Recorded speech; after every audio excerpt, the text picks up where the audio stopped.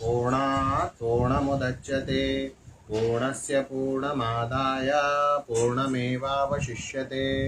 ओम सत्यव्रतं सत्यपरं त्रिसत्यं सत्यस्य योनिं निहितं च सत्ये सत्यस्य सत्यामृत सत्यनेत्रं सत्यात्मकं त्वां शरणं प्रपन्नः।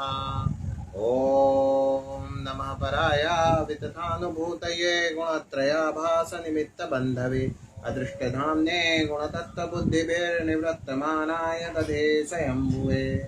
श्रीराम जय जय राम श्रीराम जय जय राम श्रीराम जय जय राम श्रीराम जय जय राम। श्री सीताराम जी सरकार की जय। श्री सीता राम जगत जननी जग जननी जानकी अतिशय प्रिय करुणा निधान की। आज भगवती माँ जानकी का प्राकट्योत्सव है। भगवती माँ जानकी की जय। भगवती माँ सीता के यूं तो सहस्त्र नाम वर्णित है। सहस्त्र नामों का वर्णन विस्तार से किया गया है आदि रामायण में, भुशुंडी रामायण में। किंतु भगवान श्री राम को भगवती माँ का सर्वाधिक प्रिय नाम था जानकी।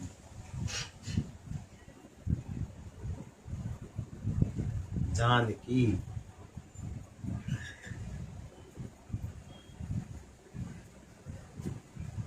निमि वंश के समस्त सूर्यवंशी नरेश जनक हुए, जिनका देहाध्यास छूटा हुआ,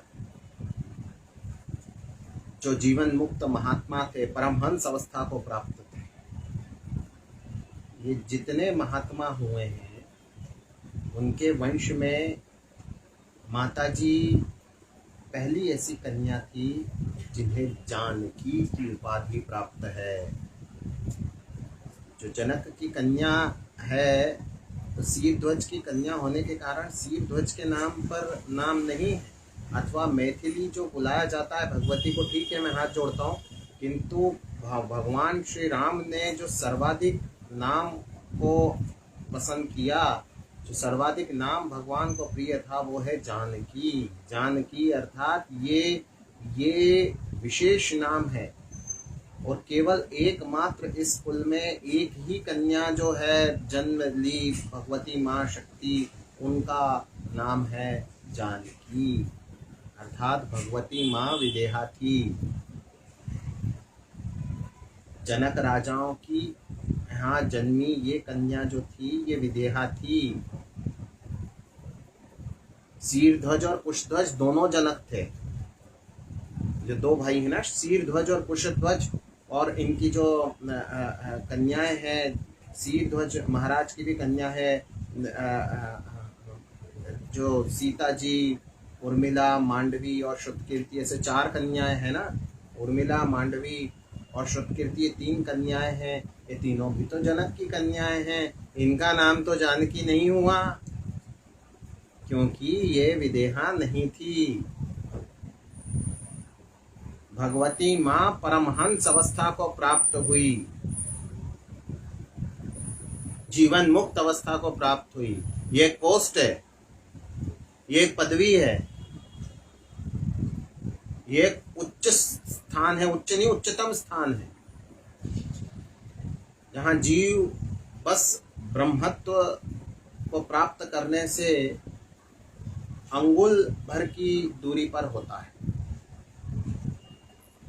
अंगूठे के नखून बराबर दूरी पर होता है। वो अवस्था है परमहंस अवस्था। उस अवस्था में भगवती की स्थिति के कारण भगवती को भगवान ने कहा जानकी। ये विषय परम महत्वपूर्ण है। अब भगवती माता का जन्म जनक के यहाँ हुआ नहीं, भगवती माता का प्राकट्य हुआ।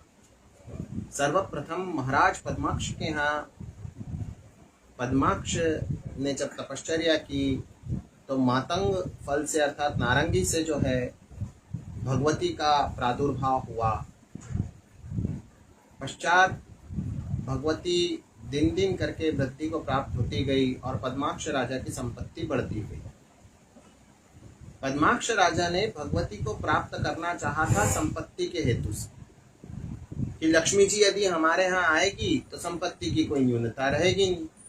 तो जैसे राधा जी का प्रादुर्भाव भगवान श्री कृष्ण से बहुत पहले हो गया था, ऐसे भगवती सीता का भी प्रादुर्भाव भगवान श्री राम से बहुत पहले हो गया था, बहुत पूर्व हो गया था, युग पूर्व हो गया था। अब वहां पर जब राजा पद्माक्ष के हृदय में ऐसे विचार उत्पन्न हुए, तपश्चर्या की, तपश्चर्या में भक्ति तो थी इसलिए भगवती का प्रादुर्भाव हुआ, किंतु जब भगवती प्रकटी और भगवती वृद्धि को प्राप्त हुई तब तक तो ठीक है, किंतु जब वृद्धि को प्राप्त हो गई तो राजा पद्माक्ष ने एक शर्त रखी स्वयंवर में कि जो स्वयं को आसमान की तरह लीला कर लेगा ना, उससे जो है मैं अपनी कन्या का ब्याह करूँ। देव, यक्ष, नाग, गंधर्व, किन्नर, असुरों की सारी प्रजातियां, राक्षस, दानव, दैत्य और भी पता नहीं कितनी प्रजातियां, नागों की कितनी प्रजातियां, गंधर्वों की प्रजातियां, यक्षों की प्रजातियां, सब सब सब एकत्रित हो गई। मनुष्यों में बड़े बड़े बलवान राजा सब इस बच्ची से ब्याह करना चाहते थे, परंतु बच्ची जो है वो लक्ष्मी केवल नारायण को ही प्राप्त हुआ करती है। एक महान संग्राम हुआ जिसमें राजा पद्माक्ष का पूरा साम्राज्य नष्ट हो गया और ये बच्ची ने भी स्वयं को अपनी माताओं के साथ जो है अग्नि को समर्पित कर दिया। जिस प्रथा को आज जौहर नाम से जानते हैं ना, तो हमारे पुराणों में राजर्षि पद्माक्ष के यहाँ ये प्रथा प्राप्त होती है कि जब सब राजाओं ने मिलकर आक्रमण कर दिया तो पद्माक्ष कैसे लड़ पाता। तो पद्माक्ष ने जो है उसी समय जो है युद्ध करते करते प्राण दे दिए और जो बच्ची थी वो उसने स्वयं को अग्नि को समर्पित किया। पश्चात रावण वहाँ से विचरण कर रहा है। अनुचरों ने बताया कि देखो यही है पद्माक्ष की कन्या, मैंने बताया था ना। अब उस समय रावण कहीं और था, अन्यत्र था, वो तो स्वयंवर में गया नहीं था। अच्छा, अभी भी वहाँ अग्नि दग्ध है। अब उस अग्नि में से सुंदर कन्या निकल के बैठी थी। बोले महाराज यही तो है पद्माक्ष की कन्या, यही तो है। अच्छा, ये पद्माक्ष की कन्या के प्रादुर्भाव के युगों पहले तो पद्माक्ष की कन्या हुई जिसको पद्माक्षी नाम दिया गया, तो उसके युगों पूर्व जो है की घटना है ये।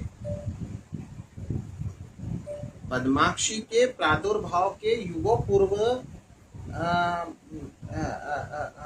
जो है पद्माक्षी के प्रादुर्भाव के युगों पश्चात जो है वो रावण वहां से विचरण कर रहा है। अच्छा, चलिए, सुंदर कन्या देखो मेरे ही भाग्य में थी, सारे रत्नों पे अधिकार केवल रावण का। झटपट रावण जो है वो पुष्पक विमान को नीचे लेता है और पुष्पक विमान से कूद पड़ता है, साथ ही साथ अनुचर भी कूद पड़ते हैं कन्या को पकड़ने के लिए। अब कन्या जो है स्वयं उस अग्नि में पुनः प्रवेश कर जाती है।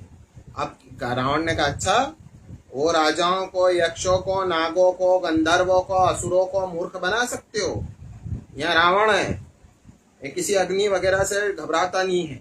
झट से अग्नि को घड़े जल रहा है पुष्पक में से भर भर के और जो है अग्नि को शमन किया, अग्नि शांत हो गई। क्या ढूंढो राख में से, जब उस समय अग्नि में वो लड़की जली नहीं तो आज भी नहीं जलेगी, पर राख में तो कुछ नहीं मिला, मिले 5 रत्न।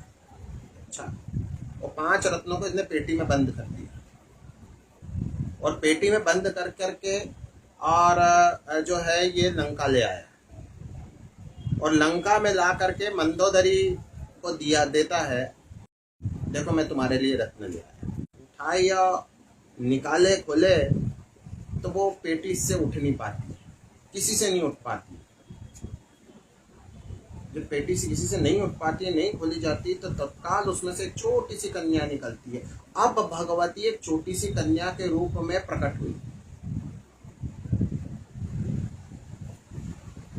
और कहती है कि रावण मैं यहाँ बारंबार आऊंगी और तेरे वंश का, तेरे कुल का मूलोच्छेद करूंगी, तेरा समूल नाश हो जाएगा और फिर भी थोड़े से अंश बच जाएंगे तो पुनः उनका नाश करने में यहाँ आऊंगी, जब तक धर्म की प्रतिष्ठा क्षेत्र में हो नहीं जाती। मंदोदरी घबरा गई, झट से पेटी बंद करी। उन्होंने कहा ये कन्या विप्लव का हेतु है। रावण ने तो चंद्रहास खड़क उठाया था, जैसे तैसे सबके सामने इंसल्ट हुई ना, उसकी अपमान हुआ ना, तो उसने उठाया कि नहीं नहीं नहीं, यूं हाथ कांप रहे उसके, बोले अभी मार देता हूँ, अभी मार देता हूँ। उसने कहा दिव्य कन्या दिख रही है, जितना जीवन है जी लेते हैं अपन। तो पेटी बंद करी, फिर मंदोदरी ने उठाई तो पेटी उड़ गई। उन्होंने झट से जो है अपनी अनुचरियों, त्रिजटा इत्यादि अनुचरियों को जो है वो पेटिका दी और कहे पेटिका को ले जाके धरती पे कहीं गाड़ दें। उन्होंने कहा स्वामी अब धरती पे मत जाया करो आप। उसने कहा मैं जाता थोड़ी हूँ, कुछ चलो के मतलब मैं यूं ही घूमते फिरते दिख गई तो मैं ले आया। इस तरह से रावण लज्जित भी हुआ, निर्लज्ज था वो, बेशरम था। तो उसके उपरांत जो है वो अपने चला गया, इधर पेटिका को ले जा करके इन्होंने गाड़ दिया। जहाँ गाड़ा था वो था महाराज जनक का क्षेत्र, अर्थात मिथिला, विदेह। और फिर विदेह में उस क्षेत्र से, उस कृषि योग्य भूमि को जब जोत रहे थे, तब भगवती माँ प्रकट हुई और वो है हमारी जानकी। अब जानकी नवमी पे भगवती रावण के भवन में प्रकट हुई थी, अथवा पद्माक्ष राजा के यहाँ पद्माक्षी थी, अथवा महाराज जनक को प्राप्त हुई थी। जो भी भगवती का स्वरूप है, हमें तो उसका नमस्कार करना चाहिए। एक कथा और है अद्भुत रामायण में कि रावण जब आतंक मचाता हुआ ऋषियों के आश्रम में पहुंचा, तो ग्रत्समत नामक ऋषि जो थे वो भी वहां पर थे। अब ऋषियों को इसने कहा कि तुम्हारा वध तो नहीं करूंगा, क्योंकि मेरे बाप दादा भी ऋषि हैं, एक एक बूंद खून ले जाता हूँ तुम्हारा, एक एक बूंद रक्त ले जाता हूँ। अब ग्रत्समत ने बहुत सारा दिव्य जो है कलश में चरु सुरक्षित रखा था, जब लक्ष्मी जी को पुत्री प्राप्त करने चाहिए। तो उसी में जो है उन्होंने ऋषियों का रक्त और साथ में ग्रत्समत का रक्त भी एकत्रित कर दिया। उन्होंने पता नहीं क्या है, रावण ने कहा पता नहीं क्या है, जिसमें स्वयं ऋषि कुल में जन्म लिया था, कुलत्स का पौत्र और विश्रवा की संतान, और ले जा करके जो है मंदोदरी के पास गया और सुरक्षित रखा। अब मंदोदरी रानियां तो इसकी करोड़ों थी, पर मंदोदरी ऐसी रानी थी सबसे विश्वसनीय। भगवत भक्तों पर विश्वास किया जा सकता है, और जो नॉनवेज खाया उन पर भरोसा नहीं है। बाकी तो सब नॉनवेज थी, इनके कैरेक्टर, शील, चरित्र सब पे बड़ा विश्वास था। इनको कहा लो रानी, तो रानी ने कहा क्या है? कहा बहुत बड़ा जहर है, नागलोक से लेके आया हूँ। ये तो झूठा बदमाश था, तो ये लेके आया कि नागलोक से लेके आया, बहुत उग्र तीव्र विष है, तुम रख लो इसको, फिर मैं ले जाऊंगा थोड़े समय। कि विष क्यों ले आया नाग? मैंने कहा नहीं, नागलोक में था, मुझे क्या पता था, मैं तो ले आया। जो भी हो उसको विष को वहां पे रख। अब क्या हुआ कि रावण का कैरेक्टर तो रावण का कैरेक्टर था। अब एक दिन क्या हुआ कि रावण जो है वो एक अप्सरा के साथ अश्लील अवस्था को प्राप्त हुआ, आवारागर्दी कर रहा था पहाड़ पर। संयोग से मंदोदरी ने अपने महल में से देख लिया। अब नॉर्मली मंदोदरी के संज्ञान में थी ये बात, मंदोदरी को पता थी कि रावण नित प्रति ऐसे काम करता है और लाखों लाखों माताओं बहनों के साथ निरंतर करता है। परंतु जब उसने अपने नेत्रों से देखा, और कई बार क्या रहता है कि यूं व्यक्ति को सैकड़ों गालियां खाने की जो है आदत हो, प्रवृत्ति हो, पर कई बार क्या होता है एक गाली बड़ी चुप जाती है। तो वो दृश्यावली इसको बड़ी चुप गई। इसने कहा अरे धिक्कार है, देखो ऐसा पति है मेरा, सामने रावण आवारागर्दी कर रहा है। तो इन्होंने कहा अब तो ये जहर लाया ना, जहर ही पी लेती हूँ। अच्छा हुआ इन्होंने मेरे को उपहार दे दिया, जहर नहीं दिया। झट से खोला और वो चरू पी गई, तो इनको गर्व रह गया। अब गर्भ रह गया तो बड़ी घबराई, तो इसने अपनी अनुचरियों को, त्रिजटा इत्यादि सखियों को बुलाया कि देखो ये तो क्या हो गया। विभीषण की पत्नी को बुलवाया। उन्होंने कहा साहब ये ऋषियों की आकाशवाणी है कि एक दिव्य कन्या जन्म देगी। तो कन्या का जन्म हुआ। उन्होंने कहा कि मुझ पे लांछन आएगी, क्योंकि रावण तो यहाँ महीनों से आया ही नहीं। कई महीनों पहले या वर्षों पहले वो आके जहर रख के गया था, उसके उपरांत तो दिखा ही नहीं, और जब दिखा तो ऐसी अवस्था में दिखा। कि कन्या को ले जा करके हम लोग गाड़ दें। तो कन्या को ले जा करके इन्होंने मिथिला राज्य में वहां पर जाकर गाड़ दिया। तो ये अद्भुत रामायण की कथा। ऐसी दो कथाएं हैं, मैंने दोनों भगवत भक्तों की सेवा में जो है भगवान की सेवा में प्रकट की सुनाई। तो भगवती माँ जानकी विदेहा थी, अर्थात जीवन मुक्त महात्मा थी।